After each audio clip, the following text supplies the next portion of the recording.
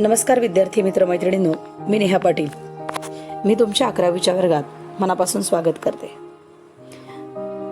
मी तुम्हाला अर्थशास्त्र हा विषय शिकवणार आहे आणि अर्थशास्त्र हा विषय 11वीत प्रथमच स्वतंत्र विषय म्हणून आपल्या पुढे येणार आहे.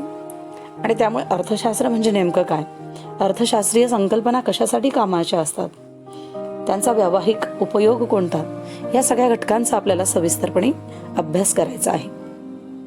सर्वप्रथम आज आपण अर्थशास्त्राच्या पुस्तकाची ओळख करून घेणार आहोत आणि त्यामुळे संपूर्ण पुस्तकात आपल्याला ह्या वर्षी कोणकोणत्या संकल्पना आहेत त्यांचा आपण सविस्तरपणे अभ्यास करणार आहोत. पण आज आपण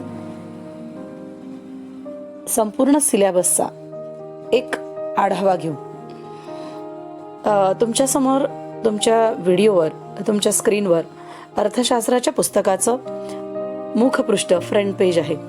बघा, तुम्हाला लक्षात येत आहे त्या विविध चित्रांचं जर नीट निरीक्षण केलं तर जे काही वेगवेगळ्या प्रकारची जी क्षेत्र आहेत, प्राथमिक, द्वितीय आणि तृतीय क्षेत्रांचं, त्या दृष्टीने तिथे चित्र दिलेली आहेत. आणि हे सर्व उद्योग जे काही आहेत ते पैसा या घटकांवर आधारित आहेत. आणि अशा प्रकारे हे चित्र, जे काही मुखपृष्ठाचं चित्र इथे दिलेलं आहे, हे अर्थशास्त्राच्या पुस्तकाचं मुखपृष्ठ आहे. त्यानंतर जर आपण पुढचा विचार केला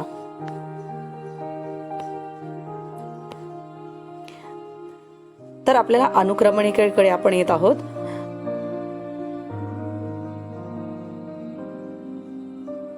ही आपल्याला या वर्षाची अनुक्रमणिका आहे. म्हणजे 11वीला आपण एकूण 10 प्रकरणांचा अभ्यास करायचा आहे. मग ह्या 10 प्रकरणांचा अभ्यास का करावा, कशासाठी करावा, तर त्याच्यावर आधारित आपण थोडी माहिती घेऊ. बघा, आपल्याला भारतीय अर्थव्यवस्थेतील अनेक महत्त्वाच्या बदलांची माहिती आपल्याला या पुस्तकातून होणार आहे. तसंच इयत्ता 11वीच्या स्तरावर अर्थशास्त्र या विषयाची स्वतंत्र ओळख पाठ्यपुस्तकाद्वारे आपल्याला होणारच आहे. या विषयांचा सैद्धांतिक पाया मजबूत करण्याचा प्रयत्न यातून आपल्याला साध्य होईल. पाठ्यक्रमाचा व्यावहारिक, हे जे काही पाठ्यपुस्तक आहे त्याचा व्यावहारिक जीवनाशी सांगड घालण्याचा प्रयत्न या पुस्तकाद्वारे करण्यात आलेला आहे. तसंच दैनंदिन व्यवहारात वापरल्या जाणाऱ्या अर्थशास्त्रीय ज्या काही संकल्पना आहेत त्यांची उदाहरणं, पैसा, उदाहरणार्थ जर आपण विचार केला, ज्या काही अर्थशास्त्रीय संकल्पना आहे, उदाहरणार्थ पैसा, आर्थिक वृद्धी व विकास, आर्थिक सुधारणा, आर्थिक नियोजन, संख्याशास्त्र इत्यादींची चर्चा या पुस्तकात करण्यात आलेली आहे. तसंच भारतीय अर्थव्यवस्थेसमोर असणाऱ्या विविध जे काही आव्हानं आहेत त्या आव्हानांची चर्चा देखील या पुस्तकात करण्यात आलेली आहे. अर्थशास्त्र विषयाच्या पाठ्यक्रमात प्रथमतःच आशयाबरोबर विविध कृतींचा इथे समावेश करण्यात आलेला आहे. या कृतींमधून आशयाबरोबरच पूरक आणि अधिक ज्ञान आपल्याला प्राप्त करण्याची संधी या पुस्तकाद्वारे उपलब्ध करून देण्यात आलेली आहे. तसेच अर्थशास्त्राच्या संकल्पना अधिक स्पष्ट होण्यासाठी आपल्याला या पुस्तकात विविध चित्राकृती, आलेख, तक्ते इत्यादींचा वापर करण्यात आलेला आहे. आणि त्यामुळे जे काही आपल्या अर्थशास्त्रीय विविध संकल्पना आहेत, ज्या अवघड संकल्पना शब्द आहेत, त्यांचाही आपल्याला या चित्रांमुळे किंवा आलेखामुळे अधिक सोपं आणि सोयीस्कर होणार आहे. चला तर मग आपण संपूर्ण सिलेबसचा आपण सविस्तरपणे जो काही अभ्यास करणार आहोत त्या अगोदर आपण अभ्यासक्रमाची थोडक्यात आज ओळख करून घेणार आहोत. बघा, अनुक्रमणिका दिसते आहे. अनुक्रमणिकेमध्ये आपल्याला एकूण जे काही 10 धडे येणार आहेत त्या 10 लेसनचा आपल्याला आता बघू आपण कोणते कोणते आहेत. त्याच्यात पहिलं दिलेलं आहे बघा, अर्थशास्त्रीय मूलभूत संकल्पना. दुसरं दिलं आहे पैसा, विभाजन मूल्य. तिसरं महाराष्ट्राची अर्थव्यवस्था, भारतीय ग्रामीण विकास. 6वा लेसन आहे भारतीय लोकसंख्या. 7वा आहे भारतातील बेरोजगारी. 8वा आहे भारतातील दारिद्र्य. 9वा आहे भारताचे 1991 पासूनचे आर्थिक धोरण. आणि 10वा आहे भारतातील आर्थिक नियोजन. अशा प्रकारे आपल्याला या 10 ज्या काही पाठांचा अभ्यास सविस्तरपणे करायचा आहे. तुमच्यासाठी एक आनंदाची एक बातमी अशी आहे की महाराष्ट्र सरकारने कोविड-19च्या पार्श्वभूमीवर 25% सिलेबस कमी केलेला आहे. ज्यावेळेला आपण एक लेसनचा सविस्तरपणे अभ्यास करू त्यावेळेलाच आपण त्या प्रकरणातील कोणता भाग वगळला आहे ते मी शिकवतानाच तुम्हाला सांगेल. त्यामुळे त्याचा आता विचार करू नका, पण आता आपण संपूर्ण जो काही सिलेबस आहे त्याचा विचार करू. आणि पहिलं जे काही बघा प्रकरण आहे त्यात आहे अर्थशास्त्रातील मूलभूत संकल्पना. जे काही आपल्याला अर्थशास्त्रात ज्या वेगवेगळ्या संकल्पना आहे, मग त्या अर्थशास्त्राचा अर्थ, त्याच्यानंतर अर्थशास्त्राच्या ज्या काही विविध अर्थतज्ञ आहेत त्यांनी दिलेल्या ज्या काही व्याख्या आहे त्या इथे दिलेल्या आहेत. तुम्हाला बघा दिसतंय, ओझर तर बघत राहा. त्यानंतर ज्या काही अर्थशास्त्राच्या ज्या काही शाखा आहेत, सूक्ष्म आणि स्थूल ज्या काही 2 शाखा आहेत त्या शाखांचा अभ्यास. नंतर माणसाच्या ज्या विविध गरजा असतात त्या गरजांची आपल्याला वैशिष्ट्ये अनुभवायची. बघा या पुस्तकातली विविध चित्र दिलेली आहेत सुंदर अशी. त्यानंतर आपल्याला दिलेलं आहे की गरजांचं वर्गीकरण काय, गरजांचं वर्गीकरण, मग गरजांचं वर्गीकरणाचा सविस्तर अभ्यास आपण करणार आहोत. त्याच्यानंतर दिलेलं आहे वेगवेगळे जे काही पॉईंट्स आहेत त्या आपल्याला पॉईंट्सनुसार अभ्यास करणार आहोत. जे काही उत्पादनाचे 4 घटक आहेत, उत्पादनाचे मुख्य घटक आपल्याला आता शिकणारच आहोत. भूमी, श्रम आणि भांडवल या 4 घटकांचा अभ्यास आपल्याला या प्रकरणात करायचा आहे. भूमी म्हणजे नेमकं काय, श्रम म्हणजे काय, भांडवल म्हणजे काय आणि संयोजन म्हणजे काय. त्यानंतर जे काही राष्ट्रीय उत्पन्न, नॅशनल इन्कम ज्याला आपण म्हणतो, त्या नॅशनल इन्कमची जी काही राष्ट्रीय उत्पन्न समितीने दिलेली जी काही व्याख्या आहे ती आपल्याला बघायची आहे. नंतर त्याच्यात आपल्याला आर्थिक वृद्धी आणि आर्थिक विकास या 2 संकल्पना वेगवेगळ्या आहे आणि त्यातला फरकही आपल्याला समजून घ्यायचा आहे या प्रकरणामध्ये. अशा प्रकारे ह्या पहिल्या प्रकरणात अर्थशास्त्रातील ज्या काही वेगवेगळ्या संकल्पना आहे त्या संकल्पनांचा आपल्याला अभ्यास करायचा आहे. बघा आपल्याला प्रत्येक धड्याच्या खाली जे काही स्वाध्याय दिलेला आहे आणि तो स्वाध्याय स्पर्धा परीक्षांच्या दृष्टीने अतिशय महत्त्वपूर्ण अशा प्रश्नांच्या स्वरूपात आपल्याला तो दिलेला आहे आणि त्यामुळे तोही आपल्याला खूप महत्त्वपूर्ण आहे. त्यानंतर दुसरं जे प्रकरण दिलेलं आहे तो पैसा, ज्याला आपण मनी म्हणतो त्या, आणि मग पैशाची निर्मिती कशी झाली. जे काही पहिला जेव्हा आपण बघितलं की पैशाची निर्मिती नव्हती, त्या वस्तुविनिमयाच्या द्वारे अर्थव्यवहार केले जात होते. मग त्या अर्थव्यवहार करताना वस्तुविनिमयामुळे कुठल्या कुठल्या अडचणी येत होत्या आणि मग त्या अडचणी कोणकोणत्या, आणि मग त्यानंतर अडचणी दूर झाल्यानंतर जो काही पैशाची निर्मिती कशी झाली, मग पैशाची उत्क्रांती, मग पैशाचे वेगवेगळे प्रकार, जो काही आजपर्यंतचा पशु पैशापासून तर जो दिलेला आजपर्यंतचा जो काही इलेक्ट्रॉनिक मनी त्यापर्यंतचे वेगवेगळ्या प्रकारांचा आपल्याला सविस्तरपणे अभ्यास या प्रकरणात करायचा आहे. त्यानंतर पैशाचे गुणधर्म कोणकोणते हा एक पॉईंट आहे. पैशांची कार्य, पैशांची वेगवेगळी कार्य आहे, प्राथमिक कार्य, द्वितीय कार्य ज्याला आपण म्हणतो, आणि एक तिसरं आहे अनुषंगिक कार्य. अशा 3 कार्यांचा वेगवेगळ्या प्रकारे आपल्याला अभ्यास करायचा आहे. त्यानंतर काळा पैसा, ब्लॅक मनी ज्याला म्हणतो, त्याचा एक छोटासा पार्ट आपल्याला या प्रकरणात दिलेला आहे आणि त्यानंतर खाली स्वाध्याय. त्यानंतर आहे तिसरं प्रकरण आहे विभाजन मूल्य. यात आपल्याला जे काही थोडंसं गणिताचा पार्ट आहे आणि त्यामुळे संख्याशास्त्र ज्याला म्हणतो त्याचा याच्यात अंतर्भाव केलेला आहे. म्हणजे काही सरासरीचे प्रकार आहेत ते आहे अंकगणितीय मध्य. तुम्ही ॲक्च्युली याचा अभ्यास आपण गणितामध्ये 7वी, 8वी, 9वी, 10वीला केलेलाच आहे, त्यामुळे ते काही विशेष आपल्याला जड जाणार नाही. त्यानंतर बहुलक आणि मध्यगा या 3 कन्सेप्ट आपल्याला यामध्ये समजून घ्यायचे आहे आणि त्यावर आधारित जे काही वेगवेगळे गणित आहेत ते गणितांचा पण आपल्याला अभ्यास करायचा आहे. त्यामुळे आपण प्रत्यक्ष एक गणित जे समजवू तेव्हा तेही तुम्हाला सोपं जाईल, त्याच्यामुळे कुठल्याही प्रकारची काळजी करू नका. त्यानंतर जे काही ह्या प्रकरणाचा अभ्यास केल्यानंतर 4थं प्रकरण आहे ते आहे महाराष्ट्राची अर्थव्यवस्था. महाराष्ट्राच्या अर्थव्यवस्थेमध्ये आपल्याला माहिती आहे महाराष्ट्राची जी काही निर्मिती झाली ती 1 मे 1960 रोजी झाली आणि मग हा महाराष्ट्र जिल्हा म्हणून जो काही वेगळा स्थापित करण्यात आला आणि ह्या महाराष्ट्र जिल्ह्यामध्ये म्हणजे काही वेगवेगळे प्रशासकीय विभाग आहे त्या विभागांची जी काही कोणकोणते आणि त्यानंतर महाराष्ट्र अर्थव्यवस्थेची जी काही वैशिष्ट्ये आहे ती आपल्याला या लेसनमध्ये बघायची आहे. नंतर महाराष्ट्राचा विकास कसा होत गेला, महाराष्ट्राच्या विकासामध्ये जे काही वेगवेगळे क्षेत्र आहे, मग त्यात कृषी क्षेत्र असेल, मग कृषी क्षेत्राचा विकास, नंतर दुसरं आहे उद्योग क्षेत्र, या क्षेत्रांचा विकास कसा होत गेला, आणि तिसरं आहे सेवा क्षेत्र. या 3 क्षेत्रांविषयी आपल्याला माहिती या लेसनमध्ये घ्यायची आहे. त्याच्यानंतर आहे प्रत्यक्ष विदेशी गुंतवणूक. जे काही प्रत्यक्ष विदेशी गुंतवणूक ही संकल्पना पण आपल्याला सविस्तरपणे बघायची आहे. आणि त्यानंतर आपल्याला औद्योगिक क्षेत्रातील ज्या काही सर्वसाधारण समस्या असतात, उद्योग क्षेत्र स्थापन केल्यानंतर कोणत्या कोणत्या प्रकारच्या समस्या येतात या समस्यांचा अभ्यास आपल्याला या लेसनमध्ये करायचा आहे. त्यानंतर सेवा क्षेत्राचे जे काही मुख्य घटक आहे त्या घटकांचा अभ्यास, या प्रकरणामध्ये करायच्या आहेत. पायाभूत सुविधा ज्या काही आहेत त्या पूर्ण त्यांचा आपल्याला चार्ट दिलेला आहे, त्याच्यानुसारही आपण त्याचा पूर्णपणे अभ्यास करणार आहोत. त्यानंतर आहे पुढचं ज्या प्रकरणाकडे जाऊ आपण, ते आहे आणखी या प्रकरणाचा आणखी एक पार्ट राहिला, पर्यटन. जे काही पर्यटन क्षेत्र, आज आपल्याला माहिती पर्यटन क्षेत्र पण मोठ्या प्रमाणात विस्तृत झालेलं आहे. मग त्या पर्यटन क्षेत्राची जे काही आहे, पर्यटन क्षेत्र निर्माण करताना कोणकोणती उद्दिष्ट ठेवली होती ते, त्यानंतर आतिथ्य सेवा, आणि त्याच्यानंतर आहे मनोरंजन उद्योग. आज आपण बघतोय की बॉलिवूड, हॉलिवूड हे मोठ्या प्रमाणात आपल्याला प्रगती करताना दिसत आहेत, आणि म्हणून त्या मनोरंजन क्षेत्राचा एक तोही समावेश यात केलेला आहे. त्यानंतर महाराष्ट्रातील सहकार चळवळ ही पण संकल्पना आपल्याला या लेसनमध्ये समजून घ्यायची आहे. त्यानंतर आपण 5व्या लेसनकडे जाऊ. 5वा जो काही प्रकरण आहे ते आहे भारतातील ग्रामीण विकास. यात आपल्याला भारतातील ग्रामीण विकासामध्ये जे काही विविध क्षेत्र आहेत, कृषी क्षेत्र, शिक्षण क्षेत्र, सेवा क्षेत्र आणि ग्रामीण उद्योग यांचा विकास कशा प्रकारे होतोय ते आपल्याला सविस्तरपणे बघायचं आहे.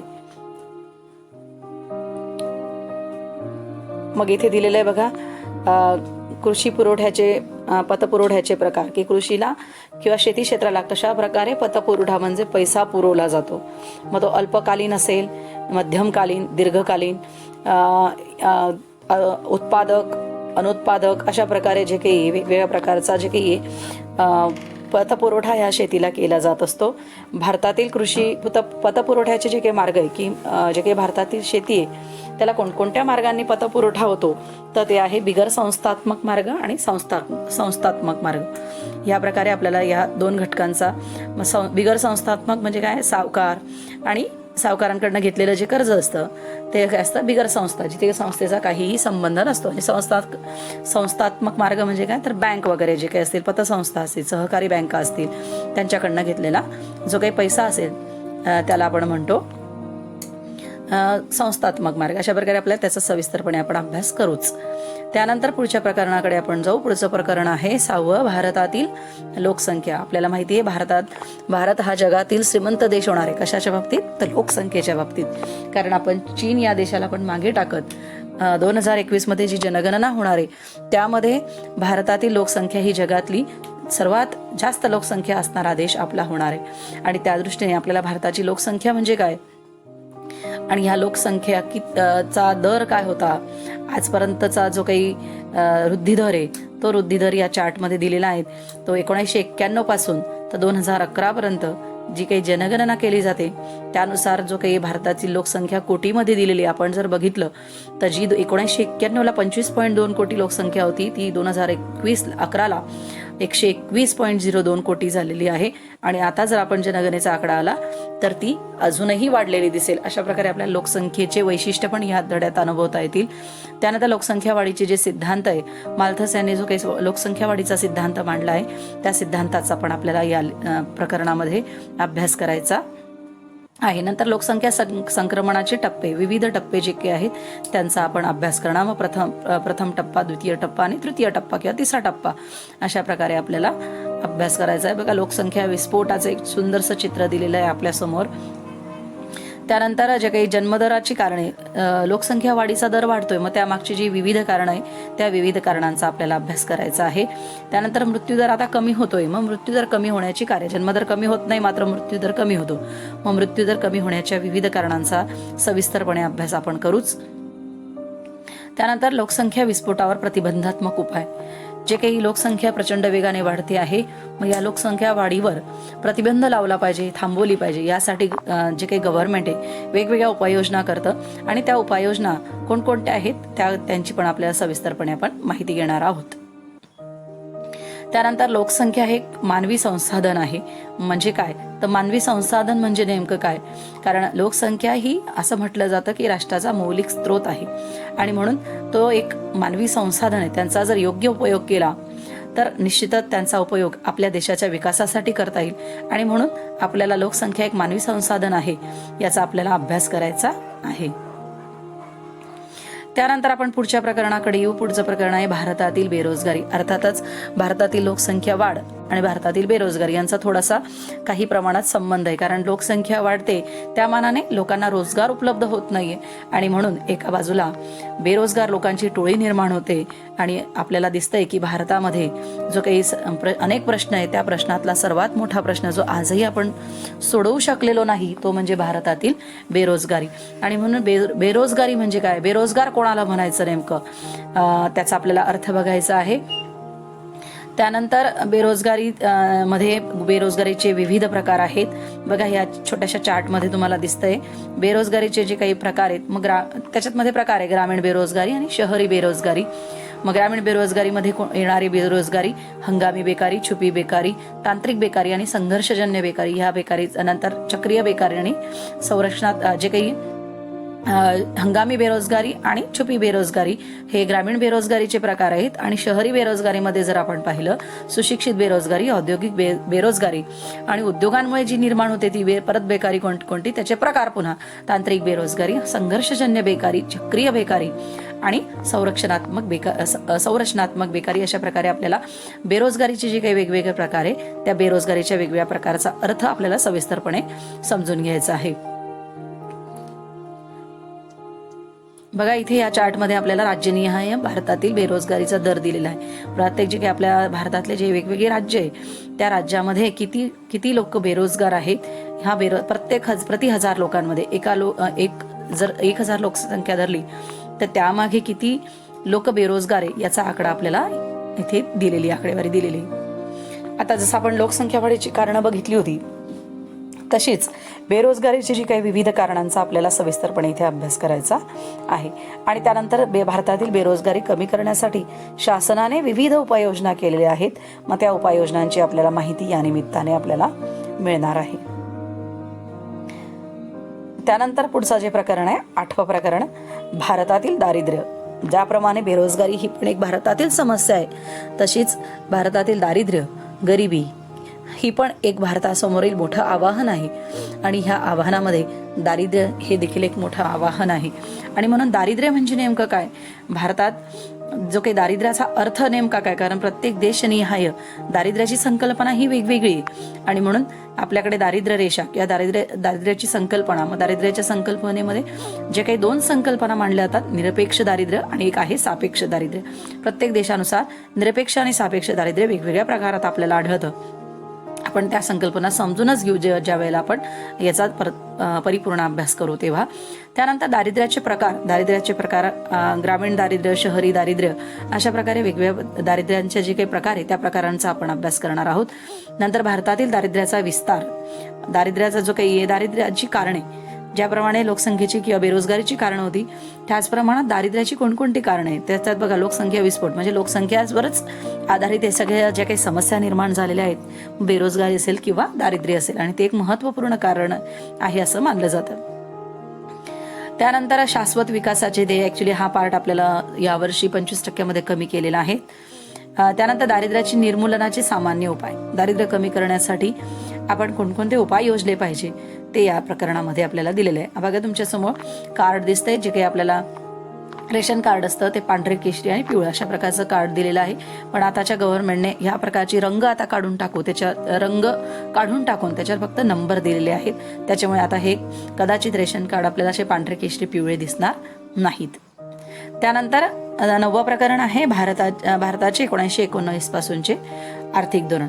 भारताला 1991 पासून जे काही नवीन आर्थिक धोरणाला सुरुवात केली ती का केली, त्याच्या मागची पार्श्वभूमी काय, का गरज पडली भारताला 1991चं आर्थिक धोरण स्वीकारण्याची, मग त्याची जी काही पार्श्वभूमी ती आपण समजून घेऊ. त्यामागची जी काही उद्दिष्ट बघा इथे दिलेले 1991 पासूनच्या आर्थिक धोरणाची जी काही मुख्य उद्दिष्ट होती ती उद्दिष्ट कोणकोणती होती, तर ती जी काही 8-9 उद्दिष्ट आहे त्याचा अभ्यास करू. त्याच्यानंतर 1991चं जे आर्थिक धोरण होतं त्यामागची जी काही वैशिष्ट्ये होती त्या वैशिष्ट्यांचा सविस्तरपणे आपल्याला इथे अभ्यास करायचा आहे. त्यानंतर आहे नवीन आर्थिक धोरणाचे जे काही घटक आहे, जे काही उदारीकरण, खाजगीकरण आणि जागतिकीकरण. जे काही म्हणजे उदारीकरण नेमकं काय, खाजगीकरण काय, आपण आता सगळं शब्द नेहमी वापरतो की आजकाल प्रत्येक क्षेत्रामध्ये खाजगीकरण होतंय. रेल्वे सुद्धा जी काही गव्हर्नमेंटच्या अखत्यारीत होती ती सुद्धा आता खाजगी व्यक्तींच्या ताब्यात जाते. म्हणून नेमकं खाजगीकरण म्हणजे काय आणि जागतिकीकरण म्हणजे काय या संकल्पनांचा पण आपण सविस्तरपणे आपण या प्रकरणामध्ये अभ्यास करू. त्यानंतर जे काही शेवटचं प्रकरण आहे या वर्षाचं ते आहे भारतातील आर्थिक नियोजन. जे काही भारताचं आर्थिक इकॉनॉमिकल प्लॅनिंग ज्याला म्हटलं जातं ते. मग त्या आर्थिक नियोजन म्हणजे नेमकं काय, त्यांची व्याख्या विविध अर्थतज्ञांनी दिलेली त्यांची व्याख्या आपल्याला इथे बघायची आहे. त्यानंतर आर्थिक नियोजनाची जी काही वैशिष्ट्ये आहेत ती वैशिष्ट्ये, त्यानंतर जे काही वेगवेगळ्या पंचवार्षिक योजना आहे आतापर्यंतच्या ज्या काही वेगवेगळ्या पंचवार्षिक योजना आलेल्या आहेत. आपल्याला माहिती पंचवार्षिक योजना ही 5 वर्षाची असते आणि त्या 5 वर्षामध्ये वेगवेगळी उद्दिष्ट ठरवून ती साध्य करण्याचा प्रयत्न त्या कालावधीमध्ये केला जातो. आणि त्याच्या प्रकारे आपल्याला जे काही हे पहिल्या पंचवार्षिक योजनेपासून तर 12व्या पंचवार्षिक योजनेपर्यंतचे जे काही नियोजन दिलेलं आहे आणि हे स्पर्धा परीक्षांच्या दृष्टीने अतिशय महत्त्वाचा चार्ट आहे. आणि यामध्ये अपेक्षित लक्ष्य म्हणजे जे काही ठरवलेलं होतं पण किती साध्य झालं तर ते शेवटचे. जसं आपल्याला बघा पहिल्या पंचवार्षिक योजनेमध्ये जे काही आर्थिक उद्दिष्ट होतं ते होतं 2.1% म्हणजे 2.1% आपल्याला आर्थिक विकास प्राप्त करायचा होता, पण आपण त्यापेक्षा जास्त केला. ते काय झालं 3.6. अशा प्रकारे अपेक्षित काय होतं आणि तुम्ही साध्य काय केलं ते दिलेलं आहे.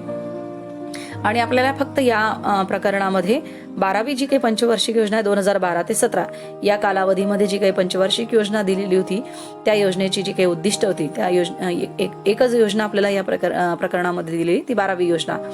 मग त्या योजनेची जी काही उद्दिष्ट होती ती उद्दिष्ट बघायची आहेत. त्यानंतर जो काही नीती आयोगाची जी ही नवीन संकल्पना मोदी सरकारने मांडलेली आहे आणि म्हणून नीती आयोग म्हणजे नेमकं काय, त्याला योजना आयोग म्हटलं जायचं, त्याला आता नीती आयोग म्हटलं जातं. मग त्या नीती आयोगाची जी काही उद्दिष्टे वैशिष्ट्ये आपल्याला अनुभवायची आहे, त्याची रचना नेमकी कशी असते, नीती आयोगाची रचना कशी असते ते पण आपल्याला ह्या प्रकरणांमध्ये सविस्तरपणे बघू आपण. त्यानंतर नीती आयोगाची कार्य, नियोजन आयोग आणि नीती आयोग यांची तुलना. जसं मी सांगितलं की आधी नीती आयोग येण्याच्या अगोदर याला नियोजन आयोग म्हटलं जायचं, म्हणून मग नियोजन आयोग आणि नीती आयोग यातला नेमका फरक काय तो या चार्टच्या आपल्याला आधारे दिलेला आहे. अशा प्रकारे आपल्याला या वर्षी 11वीला एकूण 10 प्रकरणांचा अभ्यास करायचा आहे आणि त्या 10 प्रकरणांपैकी 25% सिलेबस कमी झालेला आहे. लेसन आपल्याला पूर्णपणे गेलेले नसून त्यातील प्रत्येक प्रकरणातील काही भाग वगळण्यात आलेला आहे, त्यामुळे तो शिकवताना आपण तो सांगणारच आहोत. आणि त्यानंतर दिलेला इथे अर्थशास्त्रीय संज्ञांची परिशिष्ट दिलेलं आहे की वेगवेगळ्या अर्थशास्त्रीय ज्या काही संकल्पना आहेत त्यांचा अर्थ आपल्याला इथं सविस्तरपणे दिलेला आहे, तो आपण इथे वाचू शकतो. नंतर जे काही संक्षिप्त रूपांची यादी दिली, जे काही आपण APL नंतर AEZ म्हणजे नेमकं काय तर त्याचं इंग्लिशमध्ये आणि मराठीत असं दोघी याच्यात आपल्याला त्यांची संक्षिप्त यादी इथे या परिशिष्टामध्ये दिलेली आहे. त्यानंतर जो काही शेवट संदर्भ सूची, आपण वेगवेगळ्या प्रकारचे संदर्भ घेऊ शकतो आणि त्यात आपल्याला अधिक माहितीसाठी आपण या संदर्भाचा उपयोग करून आपण अधिक माहिती मिळवू शकतो. अशा प्रकारे हे जे काही 11वीचं पुस्तक आहे ह्या पुस्तकात अतिशय छानपणे की तुम्हाला वेगवेगळ्या संकल्पना ज्या काही आहे व्यावहारिकदृष्ट्या त्या संकल्पना पूर्णपणे क्लिअर होणार आहेत. आणि स्पर्धा परीक्षेच्या दृष्टीने पण हे जे काही अर्थशास्त्र पुस्तक आहे हे तुम्हाला खूप महत्त्वपूर्ण ठरणार आहे. इथे बघा इथे शेवटचं जे काही जसं मुखपृष्ठ होतं तसं हे त्याचं मलपृष्ठ म्हणजे लास्ट पेज आहे. वेगवेगळे उद्योग, वेगवेगळे चित्र, पैशांचा व्यवहार आपल्याला दिसतोय. नंतर तांत्रिक प्रगती जी काही वेगवेगळ्या प्रकारचे सॅटेलाईट आपण सोडताना दिसतो, शेतीपासून तर अवकाशापर्यंत जी काही वेगवेगळी प्रगती झालेली आहे ती प्रगतीचा एक छोटासा आढावा आपल्याला या पुस्तकाच्या निमित्ताने घेता येतोय. अशा प्रकारे आपण 11वीचा अर्थशास्त्र या विषयाचा संपूर्णपणे अभ्यास करणार आहोत. येणाऱ्या पुढच्या व्हिडिओमध्ये आपण एक एक जो काही लेसन असेल त्यानुसार आपण सविस्तरपणे एक एक संकल्पना समजून घेऊ. पुस्तकं घेता येत असतील तर नक्की ह्या, जर तसं नसेल तर PDF स्वरूपात मी तुमच्या ग्रुपवर अर्थशास्त्राचं पुस्तक पाठवेल आणि त्या पुस्तकाच्या एक एक संकल्पना समजून घ्या. ज्या नोट्स दिल्या जातील त्या नोट्ससुद्धा तुमच्या वहीत व्यवस्थितपणे तुम्ही लिहून घ्या. चला तर मग पुढच्या व्हिडिओमध्ये आपण पुन्हा भेटू. तोपर्यंत नमस्कार. धन्यवाद.